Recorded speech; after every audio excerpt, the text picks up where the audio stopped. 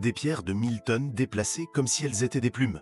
Des découpes dans la roche dure avec une précision chirurgicale. Comment? Vous êtes-vous déjà demandé si l'histoire qu'on nous raconte est toute la vérité? Bienvenue sur Lumière et Ombre, votre chaîne dédiée à l'exploration des mystères les plus profonds et des secrets les mieux gardés de notre monde. Aujourd'hui, tenez-vous prêts, nous allons dévoiler 4 constructions antiques absolument impossibles. Des œuvres qui défient la logique, brisent les théories officielles et laissent les scientifiques perplexes en quête de réponses. Que s'est-il réellement passé? De quelle technologie nos ancêtres disposaient-ils? Restez avec nous jusqu'à la fin et découvrez pourquoi ces merveilles d'ingénierie ne devraient pas exister, mais elles existent. Accrochez-vous à vos sièges, le voyage va commencer. Notre voyage commence sur l'altiplano bolivien, à plus de 3800 mètres d'altitude, à Pumapunku, la porte du Puma. Faisant partie du vaste complexe de Tiwanaku, une civilisation pré-inca qui a prospéré entre 300 et 1000 de notre ère, ce site est un spectacle d'ingénierie inexplicable. Le cœur de l'énigme réside dans les pierres d'andésite et de diorite, des roches volcaniques d'une extrême dureté, proches du diamant sur l'échelle de Mohs, ce qui les rend incroyablement difficiles à travailler. Nous parlons de blocs pesant plus de 130 tonnes, comme les emblématiques blocs en forme de hache, qui affichent une précision millimétrique avec des gravures et des rainures si parfaites qu'elles suggèrent une production en série ou un moulage, chose impensable pour l'époque. Les archéologues suggèrent que les bâtisseurs de Tiwanaku utilisaient des outils en pierre plus durs, du sable et de l'eau comme abrasive, et un système de polissage continu, ainsi que des cordes en cuir de lama et d'immenses rampes pour déplacer ces colosses.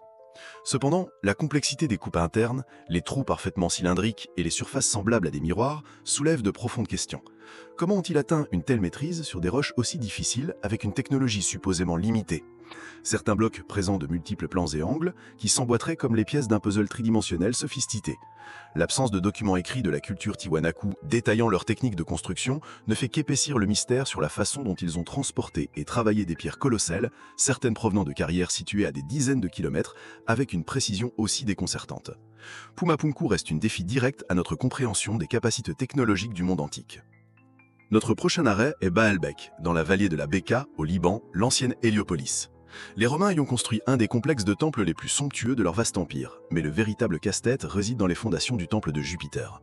Sur son mur est se trouve le monumental Triliton. 3 blocs de calcaire, chacun d'environ 19 mètres de long, 4 mètres de haut et 3,5 mètres de large, pesant individuellement un poids stupéfiant de 800 tonnes.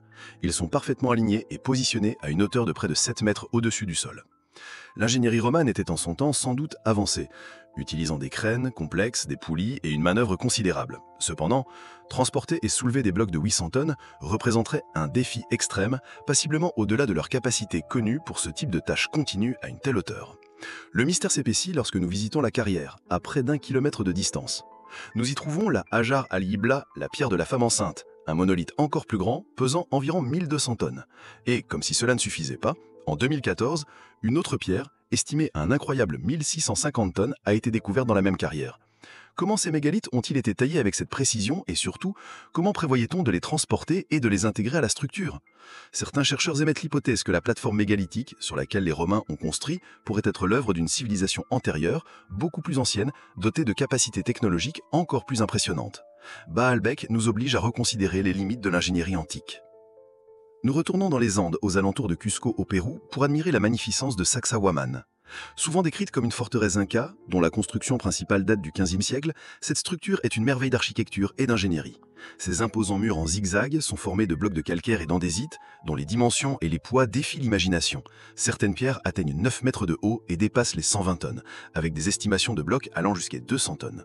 L'aspect le plus intrigant de Sacsayhuaman est la technique de maçonnerie polygonale employée. Les pierres ne sont pas uniformes, chacune a une forme unique, avec de multiples coins et faces, et elles s'emboîtent les unes dans les autres avec une précision si stupéfiante qu'il est impossible de glisser une blâme de couteau entre elles, tout cela sans aucun type de mortier. L'archéologie conventionnelle explique cet exploit par un processus laborieux où les Incas sculptaient chacune des pierres individuellement, testant et ajustant jusqu'à obtenir l'emboîtement parfait en utilisant des outils en pierre plus dure.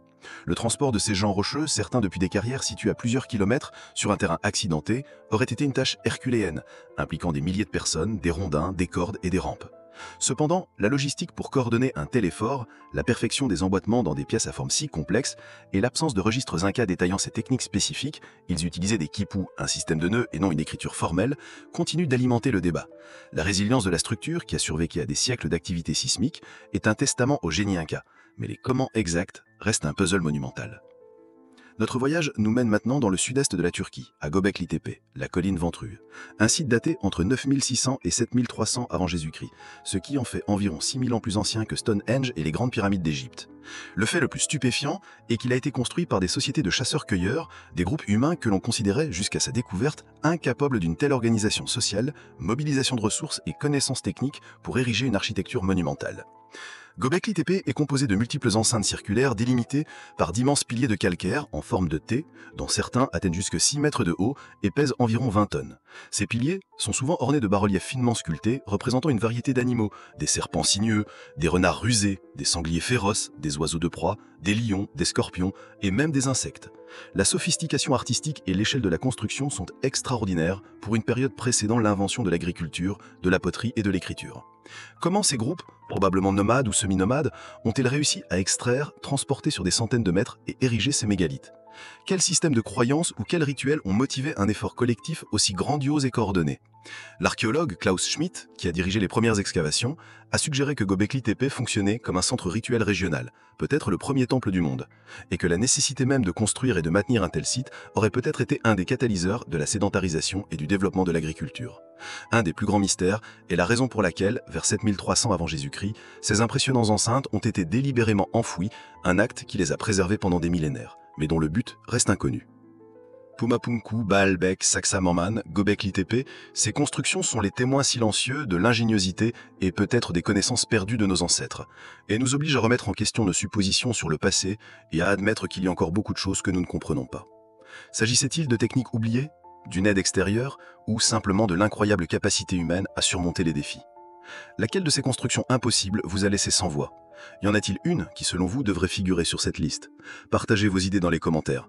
Et si vous aimez percer les mystères de l'histoire et de l'ingéniosité humaine, vous savez ce qu'il vous reste à faire. Mettez un pouce bleu, likez la vidéo, abonnez-vous à la chaîne Loups et Ombres et activez la cloche de notification pour ne manquer aucune de nos prochaines aventures. À la prochaine, explorateurs de l'impossible.